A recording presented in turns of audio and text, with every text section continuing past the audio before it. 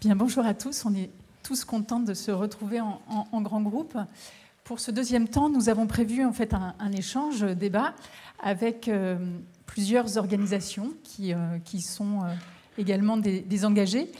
Et notre objectif sur cette deuxième table ronde, c'est d'essayer de rechercher des bonnes pratiques sur deux dimensions, notre capacité nous-mêmes à nous engager, mais en particulier notre engagement vis-à-vis de la jeunesse, pour les embarquer avec nous, et puis idéalement, puisque c'est quand même notre objectif, en faire non seulement des citoyens, mais des citoyens soucieux des questions de défense et de la résilience globalement, donc de la cohésion nationale dont on a parlé tout à l'heure. Alors j'ai le plaisir d'animer cette table ronde. Je vais me permettre de présenter les intervenants. Et on va commencer par Monsieur Cédric Charlet du Rieux. Vous êtes plutôt avocat, directeur juridique dans un groupe immobilier, et vous êtes président de l'Ordre de Malte, France. Je vous remercie de votre présence, ainsi que tous. David Alert, vous êtes ancien champion de France et d'Europe, pour ceux qui ne le savent pas, d'athlétisme. Donc on voit le gabarit, la capacité. Notamment, vous avez brillé sur le 200 mètres et sur le relais 4x100 mètres. Merci d'avoir porté nos couleurs aussi haut. Vous êtes aujourd'hui responsable formation sport et performance au sein du dispositif Pass Sport pour l'emploi, dont l'objectif est donc de ramener les personnes les plus éloignées de l'emploi à l'emploi par le sport. Et voilà, vous nous en direz plus tout à l'heure. Alors, j'ai à côté de moi du coup Franck, voilà, Franck Darcial. Vous avez été professeur d'histoire-géographie et vous êtes aujourd'hui directeur de l'école de la formation continue à l'Académie de Martinique. Par ailleurs, et j'ai oublié de le dire, vous avez servi en tant que sportif de haut niveau de la gendarmerie. Vous-même, vous êtes réserviste citoyen, comme je le suis. Tiffany Coulang, vous êtes conseillère municipale de Saint-Mandé. Vous êtes en charge des affaires patriotiques, vice-présidente du Souvenir français du Val-de-Marne. Et pour votre petit parcours défense, vous avez d'abord eu un stage au sein de la commission Armée-Jeunesse, et dont vous allez nous parler un tout petit peu justement de vos premiers liens. Et ensuite, une session jeune de l'IHEDN, ce qui fait vos liens avec notre institution. Patrick Dérouville, quant à vous, vous avez eu un parcours de 35 ans dans le milieu bancaire et vous avez souhaité vous impliquer dans le domaine associatif, tout d'abord sur les questions de handicap.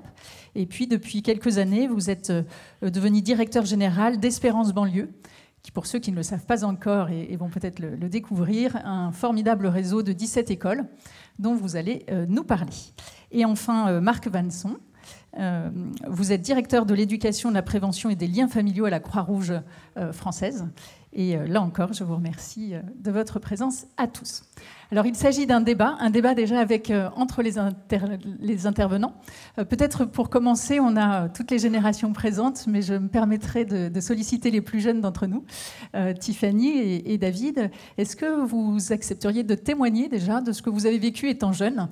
L'un l'autre, on va donner la primeur à Tiffany. Qu'est-ce qui fait qu'on vous retrouve aujourd'hui sur ces sujets et y a-t-il eu des petites traces dans l'enfance? Bonjour à tous, merci pour cette invitation. Donc, en effet, mon engagement, il est arrivé, un peu par hasard. J'ai été déléguée de classe, j'ai eu les petites choses comme ça qu'on fait quand on est en 6e et qu'on est content, et qu'on est invité aux commémorations à ce moment-là dans sa ville. J'ai eu les visites en famille, les plages de débarquement, etc. Donc, il m'a aussi ouvert l'esprit sur le côté histoire et militaire. Et j'étais au conseil municipal des jeunes à 12 ans.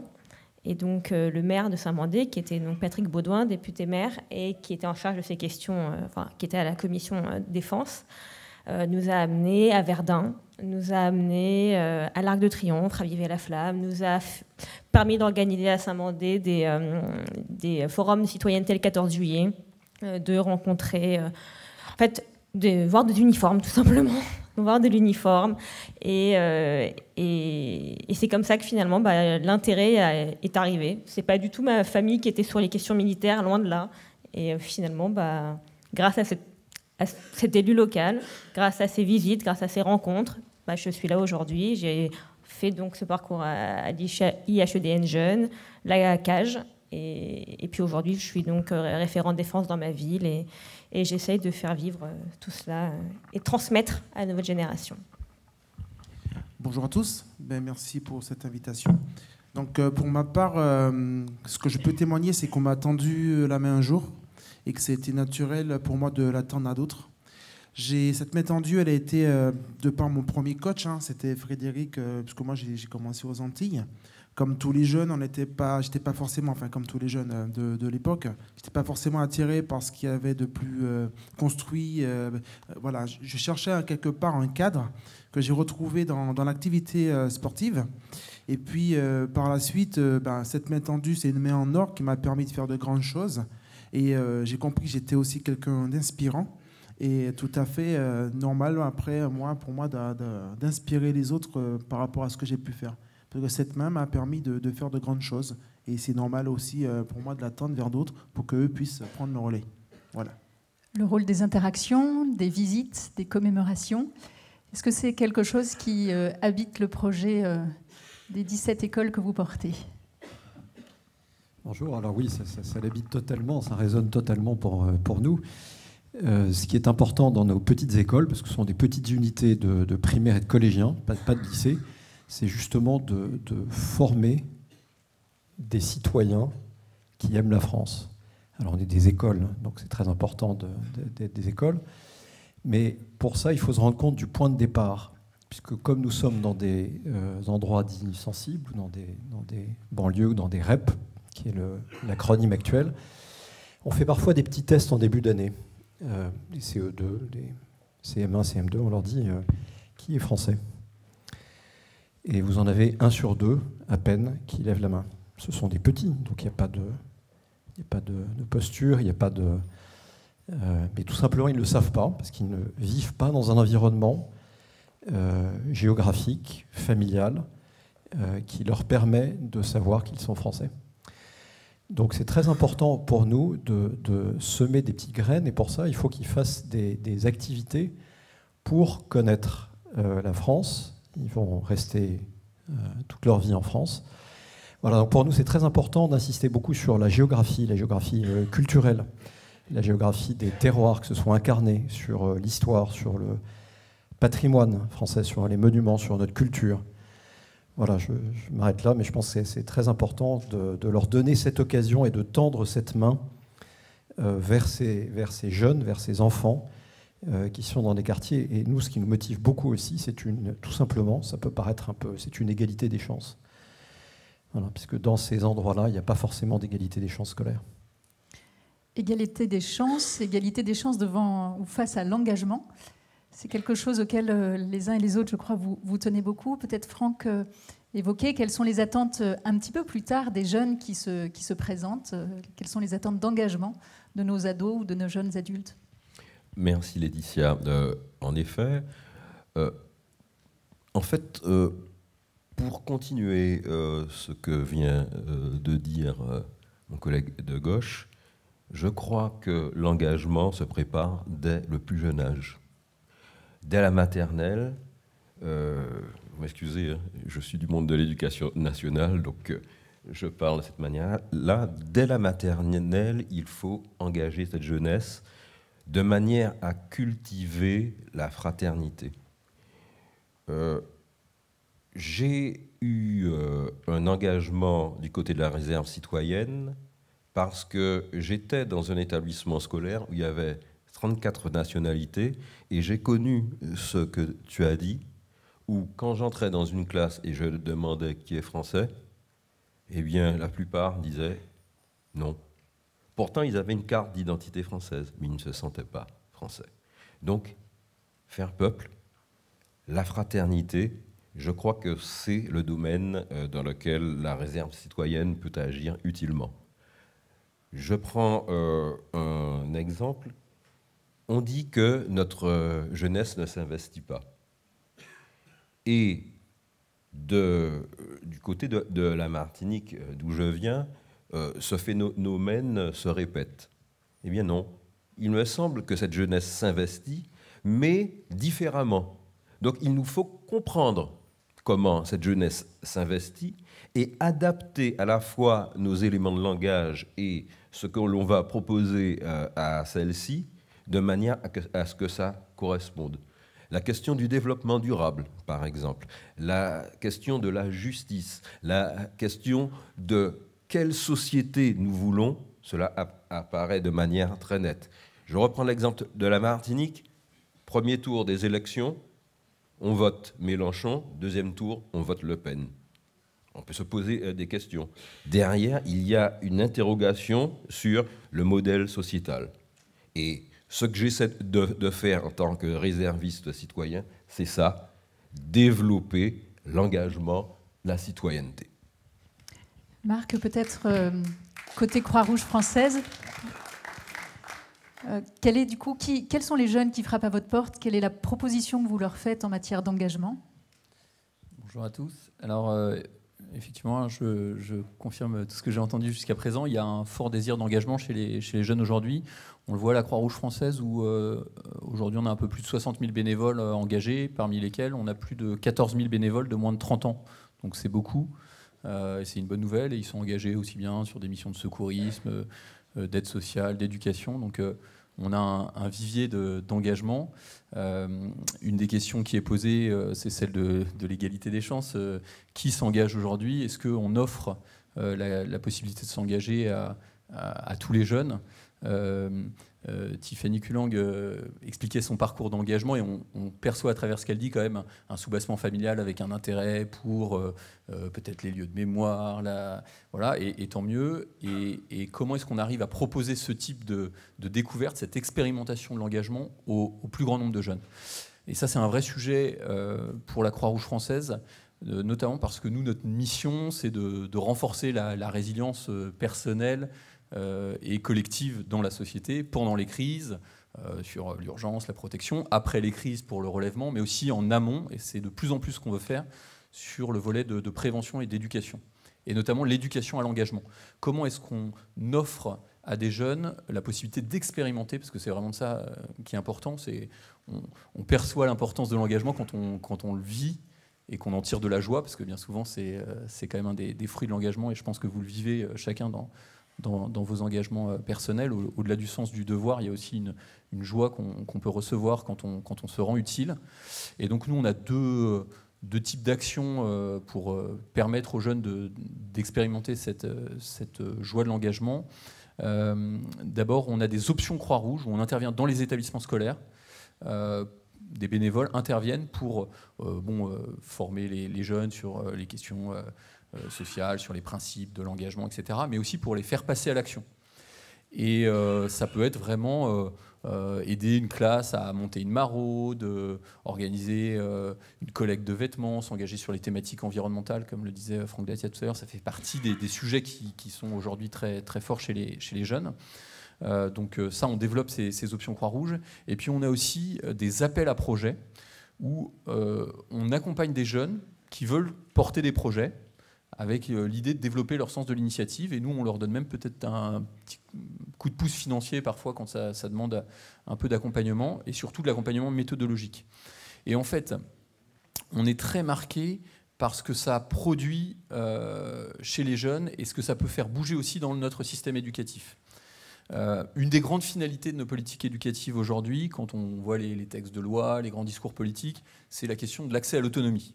On dit aux jeunes, voilà, on se fixe comme objectif de faire accéder à l'autonomie, comme si l'individu accompli, c'était une personne complètement indépendante, autonome. Une de nos convictions, c'est que l'autonomie, la liberté, elle se construit dans la relation, et donc que tout ce qui permet aux jeunes aussi de construire leur relation, d'être éduqués à la relation et à l'engagement, c'est bon pour eux, et c'est bon pour la société française. Je vais finir juste par un petit mot sur la question de la santé mentale des jeunes. C'est un sujet qui nous préoccupe beaucoup.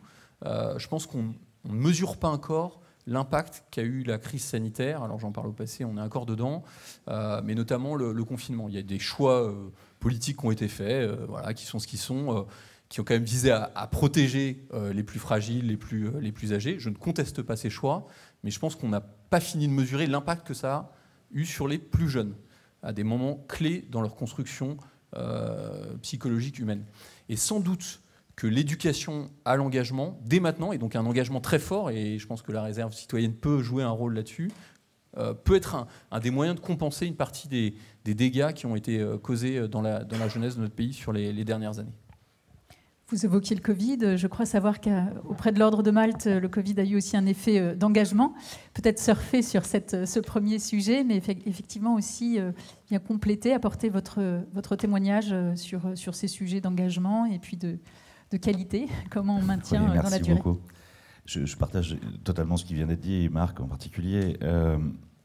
En France, il y a 42% des Français qui sont bénévoles. 42%. Et 45% qui soutiennent financièrement des associations. Donc on voit qu'il y a un terrain. Il y a un terrain qui est là, qui est fort.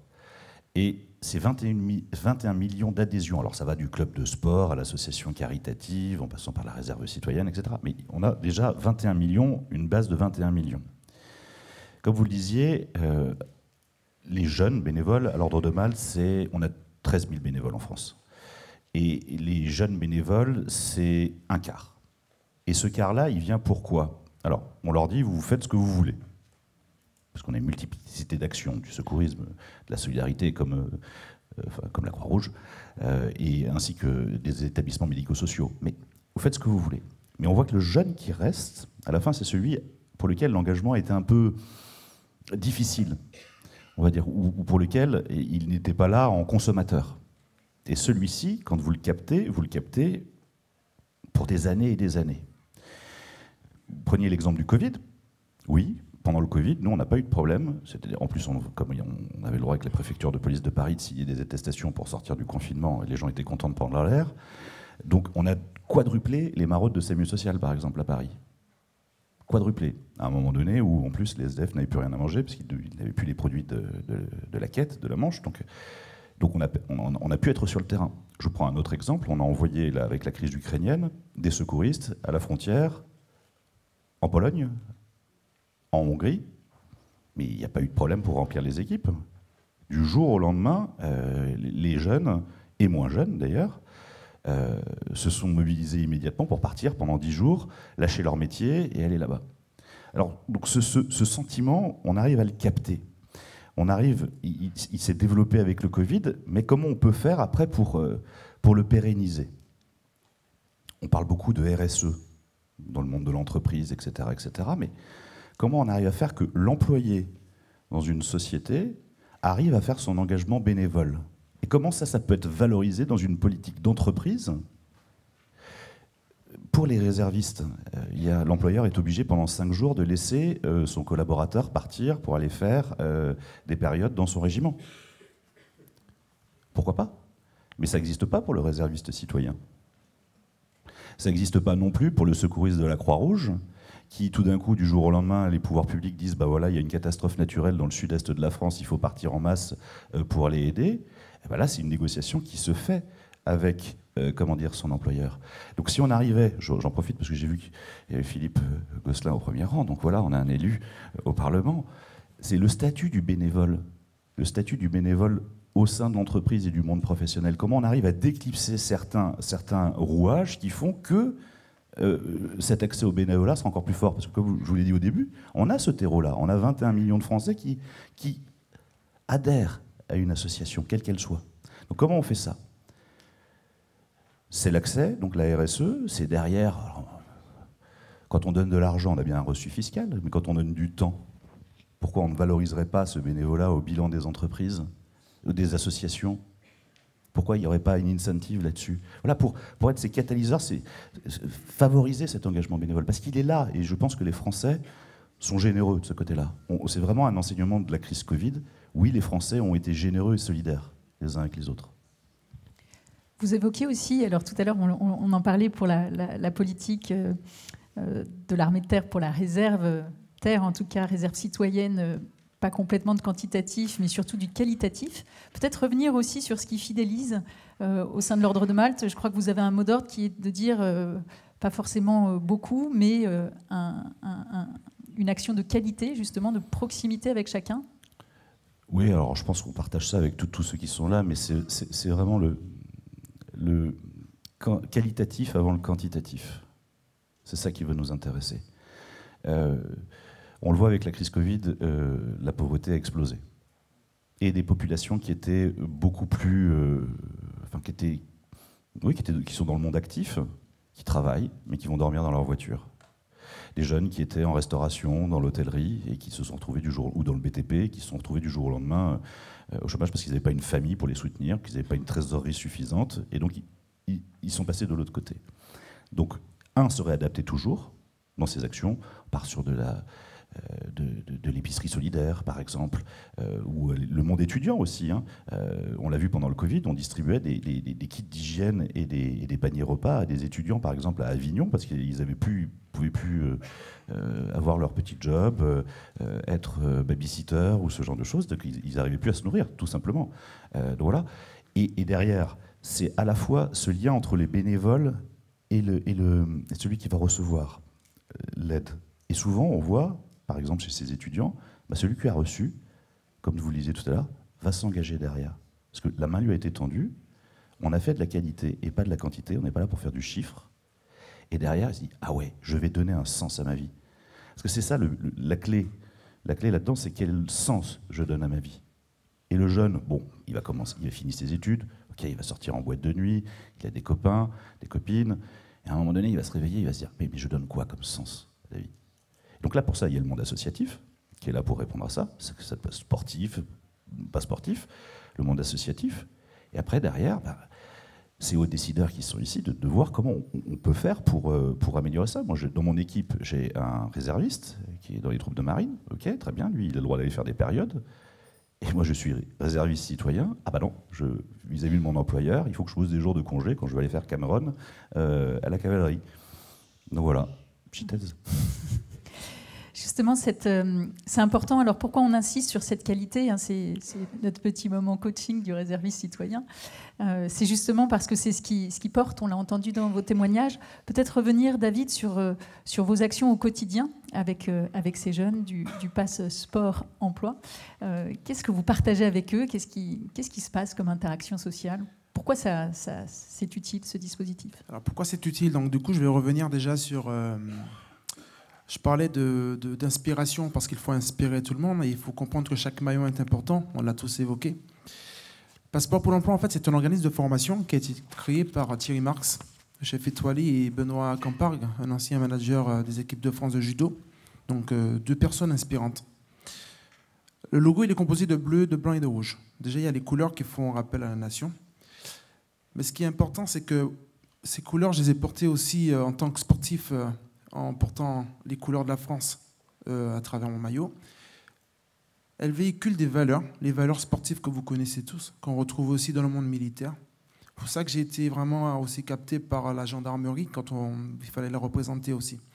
Et à Passeport pour l'emploi, l'idée, c'est vraiment de transmettre ces valeurs, d'utiliser le sport, parce que le sport, c'est un outil, un levier d'inclusion sociale. Et donc, du coup, si je fais référence aux couleurs, si je peux me permettre, on va chercher des gens qui sont dans le rouge, qui sont en rupture, qui sont éloignés de l'emploi.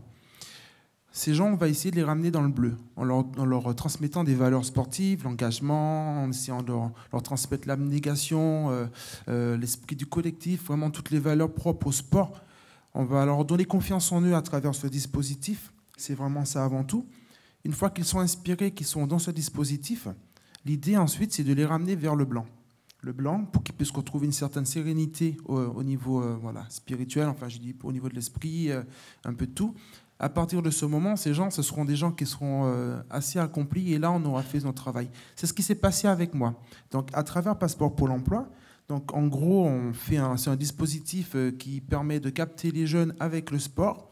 Une fois qu'ils sont captés, qu'ils sont inspirés, il est beaucoup plus facile d'emmener un jeune motivé à faire quelque chose et ensuite de l'emmener vers la voie comment dirais-je, je ne dirais pas la voie de la raison, mais sur une voie beaucoup plus propice et l'intégrer socialement. Et c'est vraiment ce qu'on fait à Passeport pour l'emploi.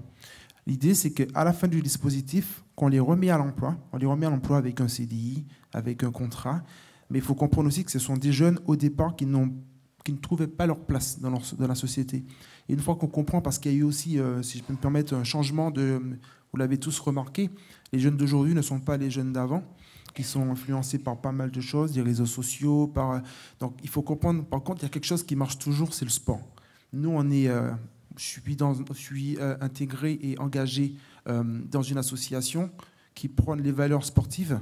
Et le sport, c'est quelque chose qui marche et qui marchera toujours et qui véhiculera toujours des valeurs positives. Et on utilise ça pour les remettre à l'emploi. Alors le sport, ça marche toujours. Le drapeau dans le sport, ça marche toujours. Est-ce que le drapeau dans la mémoire, ça marche? Est-ce que Tiffany, vous êtes une exception? Ou pouvez-vous nous parler un petit peu des relations que vous avez avec les plus jeunes autour du souvenir français, autour de l'action patriotique? Comment ça prend dans une commune avec les jeunes, les enfants? Ce qui est important quand on veut avoir les jeunes, c'est d'avoir l'éducation nationale avec soi. Déjà. Sans eux, on ne peut rien faire. À l'époque, où j'étais donc en 6e, les délégués de classe étaient obligés de venir aux commémorations. Aujourd'hui, on n'arrive pas à avoir un accord avec les collèges pour le faire. C'est quand même dommage. Pour moi, ça, c'est un vrai sujet. Et ça dépendra de chaque personne. C'est-à-dire que demain, on aura peut-être un nouveau proviseur ou un nouveau directeur et ça changera. Ou un professeur qui sera plus volontaire et ça changera. Mais ça va dépendre localement de la personne avec qui on va devoir parler. Et là, on a un sujet. Alors, il y a d'autres parades. Maintenant, donc, pour les réservistes citoyens, un beau sujet là, qui vient d'être donné. On a un autre sujet qui me permet de contourner ça, c'est les conseils des enfants, conseils des jeunes. Là, c'est aussi une volonté locale en fonction des villes et une capacité à pouvoir le mettre en place. Quand on a 200 habitants, on ne peut pas faire la même chose que quand on a des plus grosses villes, il faut aussi le reconnaître. Là, ça permet d'avoir les jeunes qui viennent, qui découvrent, en fait, il faut leur ouvrir l'esprit. On ne peut pas demander... Les jeunes cherchent le sens à ce qu'ils font. Et ils ne peuvent pas deviner si on ne les amène pas. Alors, soit on a la chance d'avoir des parents qui sont militaires, qui sont enfants de résistants, de déportés, qui vont nous amener aux commémorations, soit il faut quand même qu'il y ait une action qui donc, peut être associative dans les écoles, peut être municipale dans les commémorations, mais il faut que tout le monde se parle, en fait, pour pouvoir promouvoir cette action. En plus, les associations patriotiques ont de moins en moins de représentants, donc les commémorations ont des porte-drapeaux actuellement. Pour combien de temps? Moi, j'avais essayé de promouvoir ça avec les anciens des conseils des jeunes, donc c'est-à-dire ceux qui sont trop âgés pour être encore engagés, mais qu'on a déjà assez sensibilisés à l'action publique pour les faire revenir et porter les drapeaux des associations où le porte-drapeau est malade, ne peut pas rester longtemps debout parce que c'est lourd, c'est long et c'est pas évident. Et donc faire ce passage de drapeau, c'est le cas de le dire, cette transmission et surtout, alors après il faut avoir les parents avec soi aussi. Et pour avoir les parents avec soi, il y a un bon sucre qui est assez utile, c'est que dans les associations, quand on porte le drapeau pendant 5 ans, il peut y avoir une demande de diplôme. Donc je suis porte-drapeau du souvenir français pendant 5 ans, et bien, au bout de 5 ans, l'association locale va faire une demande nationale pour un petit diplôme de reconnaissance. Quand on arrive au moment de faire les dossiers pour la faculté, pour les écoles, montrer que, on peut l'écrire porte-drapeau, mais avoir cette petite reconnaissance, pour les parents, ça rassure en se disant qu'il y a peut-être plus de chances d'avoir telle ou telle école. Voilà. Donc je pense qu'il y a ce travail à avoir. Et vraiment, là maintenant, on recommence les commémorations se sont arrêtées pendant 2 ans. On recommence à en avoir, on en a encore eu il y a 2 jours, des classes, des CMJ qui viennent. Quand il y a les CMJ, il y a les parents, et on recrée ce lien, on recrée cet intérêt pour l'histoire locale, qui soit liée à des commémorations. Mais quand on a une commémoration dans notre ville, c'est parce qu'on a eu des morts dans notre ville. Il faut se rappeler que la guerre a touché notre ville. Nous, on a l'hôpital Bégin à Saint-Mandé, hôpital militaire, interarmé. Et moi, j'ai fait une exposition au titre du souvenir français sur la guerre de 1870 à Saint-Mandé et à l'hôpital Bégin. Comment Saint-Mandé a été transformé par la guerre. Voilà. On avait 700 patients qui venaient chaque jour, de nouveaux patients qui rentraient à l'hôpital Bégin. Donc, quand on a 700 personnes qui rentrent tous les jours blessées dans une ville, qui est loin du front, ça impacte la ville quand même. Et donc, c'est ce genre de choses qu'il faut aussi réexpliquer. par des commémorations, par des transmissions d'associations, parce que sinon, la commémoration de demain, l'histoire de demain, on n'a plus de témoins, on n'aura plus de témoignages de déportés, de choses comme ça. Il faut trouver des actions. Je pense qu'avec, en effet, l'éducation nationale, les réservistes citoyens, il y a peut-être un travail à faire là-dessus pour que cette mémoire vive. Alors, il y a des écoles particulières qui jardinent cette terre des symboles, justement, qui l'utilisent dans leur pédagogie. Est-ce que vous pouvez, Patrick, nous préciser un petit peu ce projet pédagogique particulier des écoles d'Espérance banlieue? Oui, c'est une transition assez facile, merci. Parce qu'on est des écoles, on a un pilier éducatif, mais on a ce pilier d'enracinement qui est très, très important pour nous. J'ai parlé d'enracinement.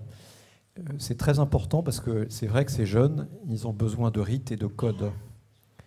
Et nous, on est très heureux et très fiers d'utiliser les codes et les symboles de la République française. Ça veut dire quoi? Ça veut dire qu'on lève le drapeau français dans les écoles, on lève le drapeau européen, on chante la Marseillaise, pas tous les matins, mais au moins une fois par semaine ou 2 fois par semaine, parfois tous les jours dans certaines écoles. Alors on nous dit, mais vous chantez la Marseillaise et vous levez le drapeau français au Val-Fouré, sur la dalle d'Argenteuil, vous faites comment? Est-ce que ça ne vous place pas un tout petit peu à la droite de l'échiquier politique? Ben non. Non. Ce sont les symboles de la France. Et encore une fois, on est très fiers et très heureux de pouvoir transmettre ça à nos petits élèves. Ça, c'est un aspect. D'autres aspects, c'est qu'on a des partenariats avec un certain nombre d'entités militaires. Donc, par exemple, on a une école dans les quartiers nord de Marseille, et tous les ans, depuis maintenant plusieurs années, nos petits CM2 vont passer quelques jours à la Légion à Aubagne. Et je peux vous dire que quand vous demandez à un élève de CM2 qu'est-ce qu'il a marqué dans son année de scolarité, il a beau avoir des profs exceptionnels, des activités incroyables, des pépites magnifiques, il cite quelque chose, c'est ces 3 jours à la Légion à Aubagne. Voilà. Et on a beaucoup comme ça, d'autres partenariats avec des unités. Le 11 novembre, pour nous, c'est très important, je vous rejoins.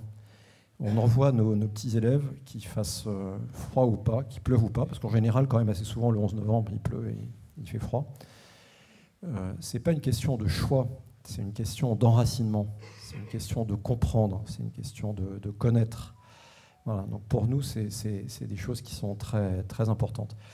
Et puis il y a cette notion d'engagement par laquelle je vais terminer, parce que là on a parlé d'engagement. Et peut-être de famille. Comment vous accrochez les familles sur ce projet? Mais les familles, on est clair déjà. Mais vous savez, dans les endroits dans lesquels on est, ce projet que je décris, en fait, il résonne. Et il résonne beaucoup, y compris dans des familles issues de la diversité, pour qui le drapeau est très important. Alors le drapeau du grand-père ou de l'arrière-grand-père, c'est peut-être pas le même, mais ce respect du drapeau, c'est le même. Ce respect de la nation, c'est le même. Et donc, quand nous sommes clairs sur un certain nombre de choses anthropologiques, de nation, de ces codes et symboles, mais ça résonne beaucoup chez des gens qui, effectivement, sont issus de la diversité, et pour la plupart qui sont de culture musulmane. Voilà, donc ça, c'est important. Mais peut-être un dernier mot sur l'engagement, parce qu'on en a parlé beaucoup. C'est vrai que ces engagements de bénévoles pour nous est important. Alors on n'en a pas 10 000 ou 50 000 ou 100 000, on en a 500 parce qu'on est tout petit. Mais pour nous, c'est très important de pouvoir dire à un enfant, à un jeune, tu vois, c'est ces personnes qui viennent dans l'école, qui travaillent, qui ont un job, qui ont d'autres activités, ils viennent pour toi. Voilà, parce que tu es important. Voilà, on a 70 services civiques, on a des accords avec l'école polytechnique, on a plein de partenariats.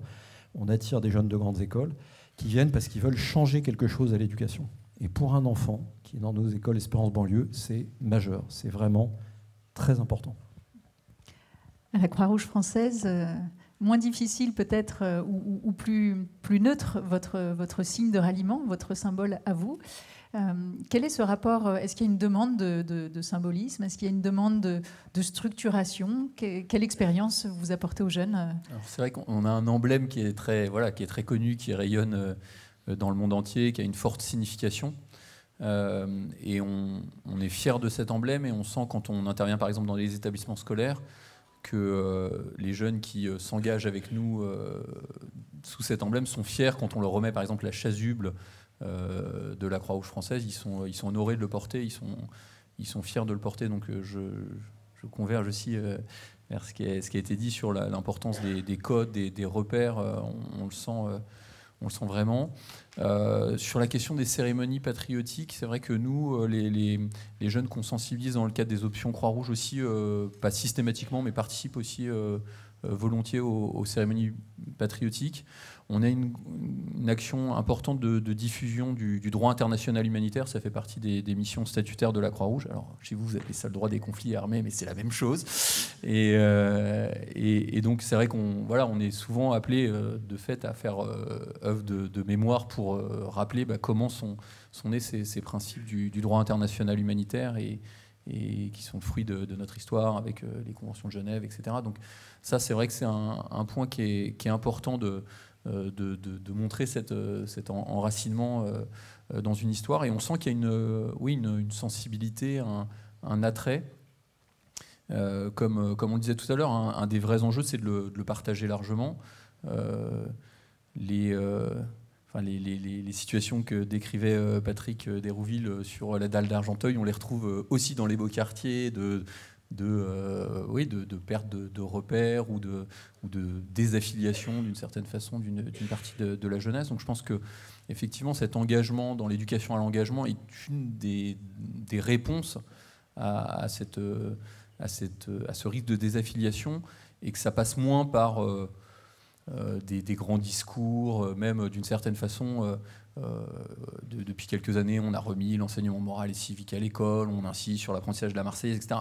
Oui, je ne dis pas que c'est pas important, mais quand il y a des grands débats sur est-ce qu'il faut mettre le drapeau français dans toutes les classes, etc., je pense que le plus important, c'est vraiment l'expérience sur ce point de vue. Et donc, c'est plus engageant de se donner des efforts pour déployer des choses vraiment dans la vie des élèves que de se donner un peu bonne conscience en votant un texte de loi au Parlement en disant on va mettre la Déclaration des droits de l'homme, le drapeau français dans toutes les classes. Si on veut vraiment passer à l'expérience, là, effectivement, ça demande de l'engagement, du temps à passer auprès des jeunes. Et nous, clairement, par exemple, une de nos limites sur le déploiement de cette éducation à l'engagement, c'est la difficulté à trouver des bénévoles qui peuvent intervenir sur le temps scolaire. Donc ça renvoie à la question qui a été posée tout à l'heure sur est-ce qu'on est capable de donner du temps à des salariés sur leur temps professionnel pour intervenir auprès d'élèves. Est-ce que on développe les missions de service civique auprès des jeunes. Enfin voilà, comment on se donne vraiment les moyens et le temps de s'engager vraiment auprès des jeunes pour les accompagner dans leurs projets, leur mettre le pied à l'étrier, les aider à porter eux-mêmes leurs projets. Et on est souvent étonné par leur inventivité, leur créativité, dès lors qu'on leur fait confiance et qu'on accepte de passer du temps avec eux. Juste avant de vous relancer, je voulais remercier Tiffany qui malheureusement a une contrainte. Oui, je suis désolée, je vais devoir y aller, mais je vais revenir après, en début d'après-midi, donc on pourra rééchanger après, je suis vraiment désolée.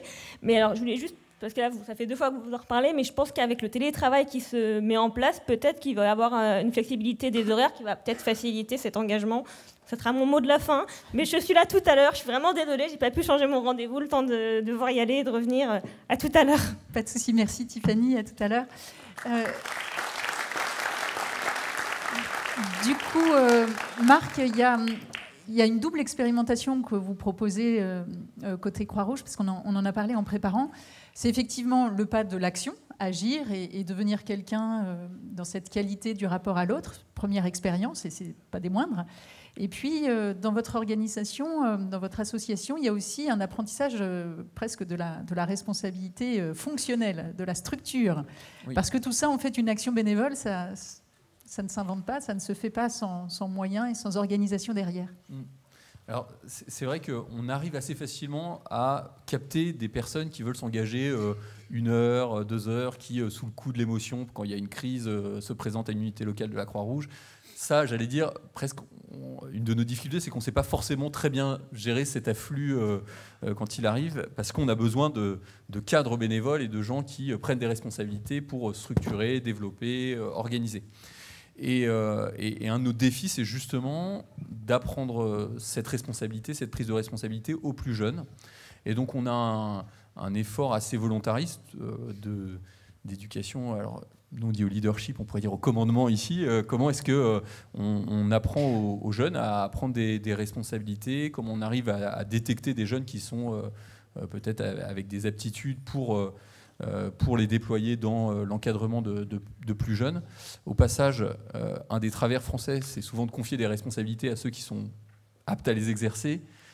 Sans doute qu'un de nos défis éducatifs, c'est d'arriver à utiliser la prise de responsabilité comme un outil éducatif et justement d'arriver à prendre un peu le contre-pied et aller justement confier des responsabilités à des jeunes qui n'ont pas confiance en eux, qui sont en situation d'échec scolaire, Et donc on essaie de faire ce travail justement de détection et ensuite d'accompagnement. Alors on a des stages, on a des modules de formation sur l'éducation au leadership pour les aider après à s'engager durablement jusqu'à avoir, et c'est le cas aujourd'hui, et on voudrait le faire encore plus, des administrateurs nationaux de la Croix-Rouge qui sont des jeunes, des présidents d'unités locales de la Croix-Rouge qui sont des jeunes.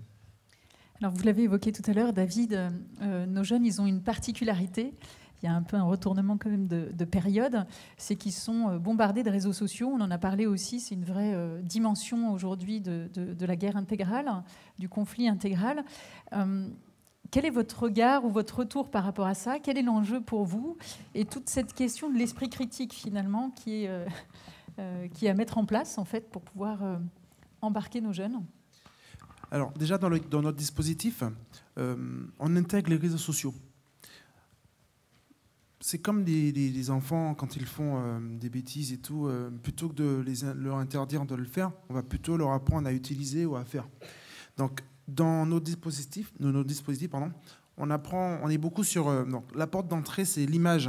L'image, parce qu'en fait, ils sont avant tout là pour véhiculer l'image d'une société, d'une entreprise, voilà.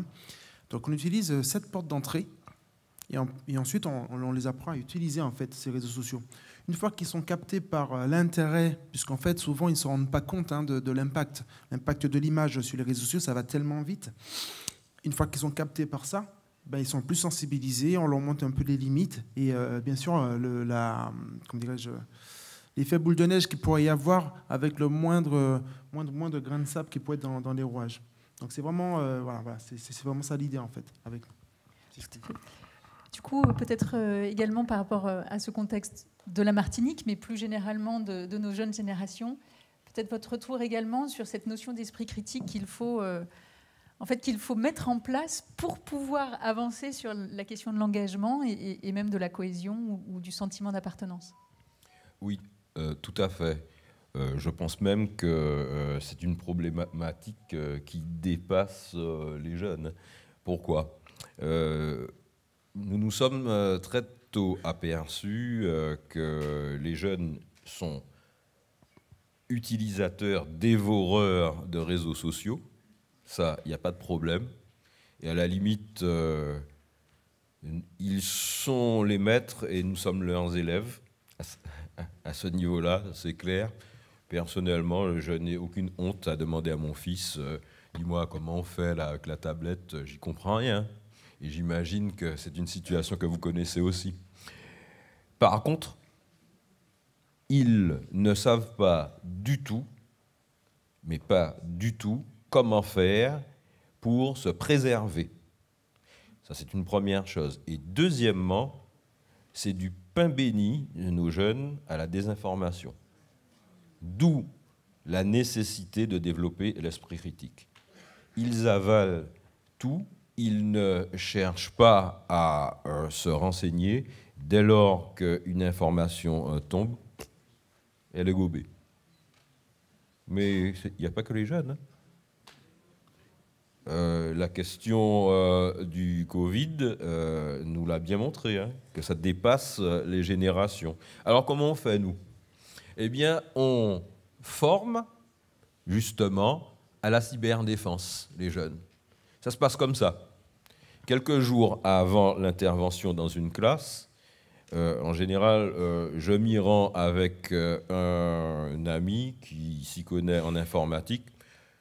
Il ne me l'a jamais avoué, mais je me dis qu'il a dû être hacker dans une autre vie. On demande simplement la liste des élèves. Et le jour J, quand on arrive, Ça commence comme ça. Un tel, c'est qui? Ah, c'est toi. Oui. Ah non, même pas. Je te connais déjà. Ton chien s'appelle Bobby. Tu aimes le dance hall. Et puis, la gamine ou le gamin, mais où est-ce qu'il a pris tout ça? Eh ben, c'est pas compliqué, hein? La question de l'image numérique, les gamins, ils connaissent pas. Alors, c'est très à la mode hein, de mettre de belles photos sur Instagram, sur tous les réseaux sociaux. Vous voyez, tout le monde connaît ça. Mais les gamins divulguent des informations qui peuvent être ensuite prises contre eux. Donc, quand ils voient ça, ils sont troublés. Et lorsque le copain, par l'intermédiaire du Wi-Fi, commence à leur balancer des messages en disant « Mais il sort d'où ce mec-là ?» Alors là, ils sont complètement désorientés. Et là, ils ont une écoute attentive, parce qu'ils se rendent compte que nous sommes dans un monde où c'est pas forcément un monde de bisounours. Et ça nous permet de leur expliquer comment nous sommes en guerre, en réalité. L'un des théâtres d'opération, c'est le cyberespace. Bon, les militaires le savent, et ils cherchent à s'en prémunir. Et développer l'esprit de défense, c'est d'abord individuellement faire attention aux informations que l'on transmet. Et puis je vous assure qu'en général, en sortant, le professeur nous dit, ou le chef d'établissement nous dit, ce serait possible que vous veniez faire la même chose avec les personnels de l'établissement? Vous voyez? Donc c'est bien une question qui dépasse simplement la seule génération des jeunes. Alors, si je ramasse un petit peu tout ce qu'on s'est dit, puisqu'il s'agissait à travers, et du coup, nous pourrons poursuivre sur les dernières idées, il s'agissait à travers ces échanges de vous donner des pistes, à la fois peut-être vous conforter dans votre propre conviction d'engager auprès de la jeunesse, hein, sur l'importance de la relation à développer dans le temps, sur l'importance de l'expérience humaine, mais l'expérience humaine sans expérimenter quelque chose qui a du sens et qui dépasse, serait bien pauvre. Hein. C'est justement ce dont vous témoignez, de cette capacité à mettre et de l'humain et du sens qui dépasse, en emmenant par exemple découvrir des lieux de mémoire lors de cérémonies, mais aussi en étant au service de l'autre pour faire société, apprendre cet engagement. Ne pas hésiter à être un peu rugueux, vous l'avez dit tout à l'heure, c'est-à-dire à être exigeant, à proposer de la formation, et finalement on fidélise ceux qui vont se battre un petit peu contre eux-mêmes pour se dépasser. Donc cette expérimentation, ce rapport au symbole, très charnel, vous l'avez, je pense, tous exprimé. On a besoin, parmi les réservistes aussi, donc ça c'est à vivre dans vos engagements, parmi les réservistes on a entendu 2 besoins, donc si un petit groupe peut travailler sur cette question de revoir même la réglementation pour faire sa place. Le rôle d'aidant familial aujourd'hui est reconnu. Hein, c'est un petit peu la même lutte qu'il faut avoir pour l'aidant associatif dans le cadre de nos vies professionnelles. Donc premier sujet, si certains ont envie de le prendre. Et puis ce rôle clé du lien avec l'éducation nationale. Le trinôme académique est quelque chose auquel nous faisons attention pour faciliter la mobilisation des enfants. Alors, est-ce que vous avez encore d'autres bonnes pratiques, d'autres éléments peut-être à nous partager pour qu'avec nos moyens de citoyens, nous puissions être actifs ? On parlait tout à l'heure de l'engagement du bénévole et comment déclipser les freins qui peuvent exister dans la société pour que le bénévole puisse intervenir soit dans un milieu associatif, soit au sein de la réserve citoyenne, des armées, etc. Ça, c'est le premier rang que vous avez évoqué. Mais après, derrière, il y a un échange constant qui se fait, avec les armées. Et je pense là aussi qu'il mériterait d'être encore plus déclipsé. Dans le cadre des réserves citoyennes qui elles se constituent au sein des régiments. De même, de bouche à oreille, avec des compétences qui viennent, etc. Mais pourquoi les armées et les régiments, de façon globale, ne s'associent pas à des grandes associations Je vous donne quelques exemples. Par exemple, tout à l'heure, vous parliez d'Aubagne. À Aubagne, le général qui dirige la Légion nous a dit, bon là, j'ai donné des permissions aux légionnaires ukrainiens pour aller rechercher leurs familles. Quand ils vont revenir, il faut me gérer les familles. Ok, très bien. Ça a été fait à cet endroit-là. Mais on aurait pu le faire ailleurs. La Croix-Rouge, comme l'Ordre de Malte, moi j'ai 15 établissements hospitaliers en Afrique. Pourquoi pas continuer ce partage, ces échanges? Et derrière, vous avez quelqu'un des armées qui vient, qui se forme, en plus dans des zones tropicales avec des pathologies que vous ne retrouvez pas en France. Et de l'autre côté, voilà, cet échange de bons procédés, d'échange permanent. Et là, vous attirez après, vous arrivez à agréger aussi, à faciliter votre groupe de réservistes citoyens. Sauf que, je ne sais pas, du côté de la Croix-Rouge, mais nous, par exemple, à l'Ordre de Malte, on n'a pas ce partenariat global, par exemple. Et il pourrait être fait avec plein d'autres associations. Et ça vous permettrait de vous adjoindre des compétences, de faire monter en compétences aussi les cadres au sein des armées, et d'attirer et de recréer ce lien tel qu'il pouvait exister au moment du service militaire entre il y avait les scientifiques du contingent, il y avait les aspirants, etc., qui créaient cette richesse et cet échange entre nous. Donc voilà, ça c'est le deuxième axe, comment déclipser cette réserve citoyenne avec la signature de grands partenariats. Je m'engage pour mon association, hein, Marc, j'engage pas la Croix-Rouge, mais voilà, tout en regardant notre neutralité aussi, parce que comme la Croix-Rouge, on est neutre. Tout à l'heure, comme vous le disiez, en Afrique, par exemple, je ne mets pas le drapeau français en avant, même si je suis Ordre de Malte France. Parce qu'il y a des pays où je suis, où quand les armées françaises se retirent, exemple le Mali, si je mets Ordre de Malte France en ce moment, j'ai un problème pour rester au Mali. Oui, ce d'autant plus qu'en fait vos associations ont l'habitude de s'appuyer sur des structures existantes. Vous travaillez en partenariat avec les préfectures, avec le SAMU, donc c'est quelque chose que vous savez faire très, très, très clairement. Un exemple, dans les régiments, on forme les gens au premier secours, ne serait-ce que pour partir sur les terrains de combat, PSE1, PSE2, etc. Aujourd'hui, ils peuvent venir faire des stages de temps en temps avec la brigade des sapeurs-pompiers de Paris, entre armées ou avec les marins-pompiers de Marseille. Why not? Mais pourquoi pas le faire aussi au sein d'unités de Croix-Rouge, de protection civile, d'Ordre de Malte, de FS2S, etc. On a les mêmes diplômes, on a les mêmes qualifications. Donc voilà. Donc favoriser la fertilisation, donc ça c'est pour le prochain responsable du PRAT et du CDEC, peut-être dans notre doctrine. Et puis vous évoquiez la manière de mettre en place la RSE aujourd'hui. Et de fait, dans les grandes organisations, la RSE, elle se met en coalition. Désormais.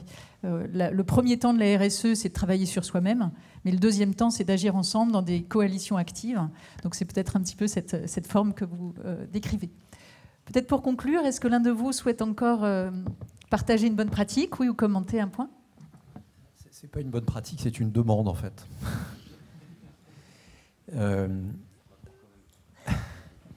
Dans l'armée, il n'y a pas de cloison, il n'y a pas de communautarisme, il n'y a pas de communauté, il y a des affinités bien sûr. Or, ce que nous constatons dans les banlieues dans lesquelles nous sommes, c'est qu'il y a des communautarismes partout. Les gens ne se parlent pas. Voilà. C'est l'Archipel français, le livre que vous avez probablement lu. On vit les uns à côté des autres et on ne se parle pas. Voilà. Et dans des mondes informationnels différents. C'est le problème des réseaux sociaux, dans des réseaux d'information distincts. Donc nous, à notre toute petite échelle, on essaie de faire parler des mondes qui ne se parlent pas. Mais je crois que l'armée, vous avez un rôle très très important parce qu'aujourd'hui, c'est quand même une situation extrêmement difficile et grave.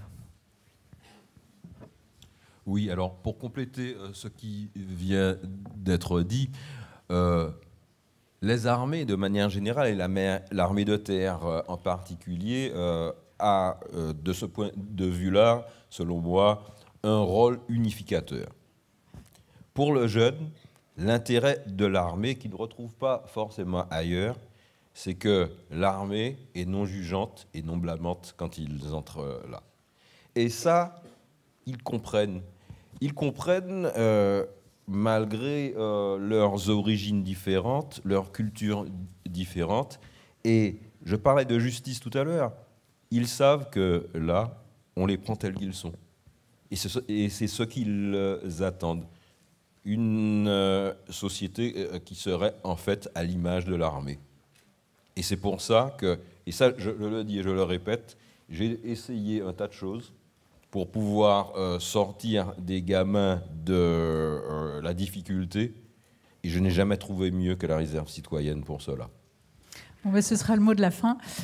Merci à tous, merci à nos intervenants.